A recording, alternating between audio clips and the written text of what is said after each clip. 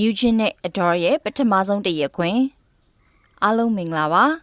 NJZ New Jeans နဲ့ Adore ရဲ့ပြဿနာဟာ2025ကိုရောက်တာတော့မပြီးဆုံးနိုင်သေးပဲရှေ့ဆက်နေတုန်းဖြစ်ပါတယ် Adore နဲ့ NJZ တို့ဟာစာချုပ်ရက်စဲတဲ့ကိစ္စအတွက်အမှုအခင်းဖြစ်ပွားနေပြီးပထမဆုံးတရက်ခွင်ကိုစတင်ခဲ့ပါတယ်Adore နဲ့ New Jeans ရဲ့တရားဝင်စာချုပ်ကို New Jeans ဘက်ကဖျက်သိမ်းခဲ့ပေမဲ့ Adore ကတော့ဥပဒေအရ New Jeans ရဲ့ management ကိုသူတို့ပဲဆက်လက်ကင်ထားတဲ့နယ်လို့ဆိုပါတယ်NJZ ကတော့စာချုပ်ဖြတ်သိမ်းပြီးပြီမို့ promotion တွေကိုလွတ်လွတ်လပ်လပ်လုပ်ခွင့်ရှိတယ်လို့ယူဆထားပါတယ်။ဒီတော့ဒီကိစ္စကိုတရားရုံးအဆုံးဖြတ်ခံယူဖို့ဖြစ်လာပါတယ်။မတ်လ9ရက်နေ့မှာ NJZ member 9ယောက်လုံးကတရားရုံးကိုကိုယ်တိုင်တက်ရောက်လာကြပါတယ်။သူတို့ဟာရှေ့နေတွေအပြင်သူတို့ရဲ့ခံစားချက်ကိုကိုယ်တိုင်ထွက်ဆိုခြင်းလို့ဖြစ်ကြောင်းကိုလည်းပြောခဲ့ပါသေးတယ်။member တွေကအနက်ရောင်ဝမ်းဆက်တွေကိုဝတ်ဆင်လာကြပြီးတရားခွင်ကိုတည်တည်ငြိမ်ငြိမ်မဲ့တက်ရောက်ခဲ့ကြပါတယ်။ Adore ဘက်က New Jeans ရဲ့အောင်မြင်မှုဆိုတာ hype ရဲ့အကြီးအကျယ် support လုပ်ခဲ့တာကြောင့်လို့တင်ပြခဲ့ပါတယ်။ New Jeans အောင်မြင်မှုနောက်မှာ Adore ရှိပြီးဒီအတွက်121ဘီလီယံအောင်ရင်းနှီးထားခဲ့တာလို့ဆိုပါတယ်။ဒီလိုမျိုးအဖွဲ့တစ်ခုအပေါ်ရင်းနှီးမြှုပ်နှံတာမျိုးကအံ့ဩလောက်စရာလို့လည်းပြောခဲ့ပါသေးတယ်။ Adore မှာက New Jeans တစ်ဖွဲ့ပဲရှိတဲ့အတွက်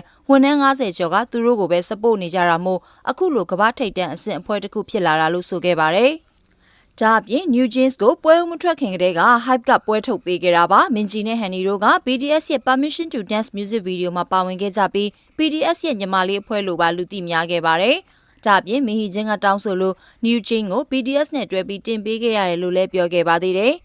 NJZ ကတော့ hype ကသူတို့ရဲ့ဂုဏ်သတင်းကိုတမင်ဖြတ်စည်းတယ်လို့ယူဆနေပါတယ်ပြီးခဲ့တဲ့နှစ်ဂျဲဂျူလေးပြတ်ကျမှုမှာမမ်မာရီကဂျပန်ကိုသွားကြတော့ဖဲချိုအနက်လေးတွေဝတ်ဆင်လာကြပါတယ်ဒါပေမဲ့ hype ကဂျပန်မှာပြဿနာဖြစ်လိမ့်မယ်ဆိုပြီးတားခဲ့ပါတယ်။ဂျပန်ဘက်ကိုမေးကြည့်တော့ပြဿနာမရှိဘူးလို့ပြောတဲ့အတွက်စင်မော်မတက်ခင်လေးဟန်နီကဖဲချိုတွေအမြန်ပြုတ်လုပ်ခဲ့ရပါတယ်။ဒါပေမဲ့တခြား hype artist တွေကတော့ဖဲချိုအနက်တွေဝတ်ဆင်လာကြပါတယ်။တကယ်လို့သာ hype စကားကိုနားထောင်လိုက်မိရင် New Jeans ကိုလူတွေကဝိုင်းပြီးဝေဖန်ကြအောင်တမင်လုပ်ပြီးပုံရိပ်ကိုဖျက်ဆီးနေတာလို့ NJZ ကပြောခဲ့ပါတယ်။ဒါအပြင် New Jeans ကသူတို့ရရှိထားတဲ့ Louis Vuitton နဲ့ Brandy ကိုလည်း hype က Lisa Raffin ကိုပေးပစ်လိုက်တယ်လို့လည်း New Jeans ကဆွဆွဲလိုက်ပါသေးတယ်။ LV ဘက်ကိုဆက်သွယ်မေးမြန်းတဲ့အခါ hype ကတောင်းဆိုလို့ဒီလိုလုပ်ရတာလို့ပြန်ဖြေခဲ့တယ်လို့လည်းထွက်ဆိုကြပါတယ်။ New Jeans ကအရင်ကတည်းက Lisa Raffin နဲ့အဆင်မပြေပါဘူး။မီဟီချင်းကသူ့ကို hype ဘက်ကပထမဆုံး girl group ဖြစ်ရအောင်လုပ်ပေးမယ်လို့ကတိပေးခဲ့ပေမဲ့ Lisa Raffin ကိုအရင်ပွဲဦးထွက်ပေးလိုက်တာကိုမကျေနပ်နေတာပါ။ဒါကို Adore ဘက်ကညှင်းဆိုပြီး Lisa Raffin က